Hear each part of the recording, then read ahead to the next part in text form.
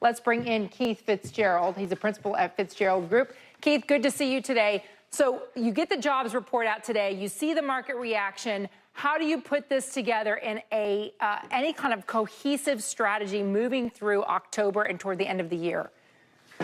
Well, I'm chuckling because the use of cohesive and Fed in the same sentence don't necessarily come to mind right off the bat.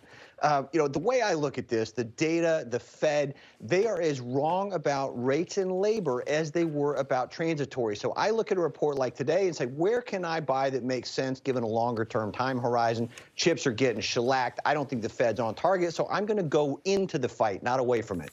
Okay, what does that mean to you? How are you getting into the fray? Well, for example, let's take AMD.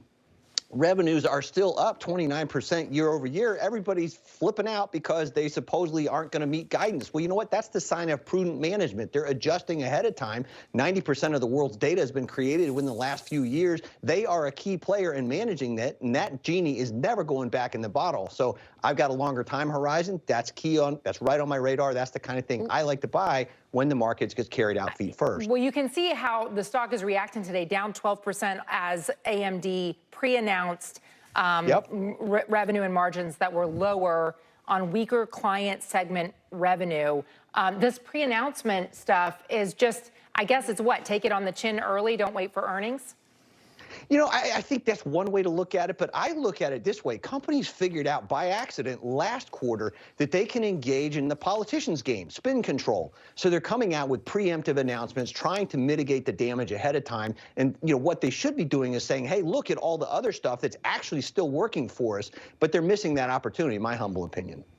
Let's talk about a couple of stocks that you do like right now. I think AMD, you have a somewhat contrarian view on that may do better than they thought, but Pepsi is another one you like. Well, Pepsi and Tesla both. If you're not paying attention to stocks like this at times like these, I would submit that you really aren't in it for the investment. You're in it for the specialization or the Las Vegas style trade. These companies are both in high demand from consumers. They both got great numbers on the table, and all of everything else is a sideshow, Tyler. Well, so what is it? A lot of people are down on Tesla. It's been down for a long time. What do you see as is it trucks that is going to be a big thing for Tesla, you think, or? Well, it's much more than that. I mean, the only thing that poo-hooers have gotten right about Tesla for the last decade is they've continually underestimated Elon Musk.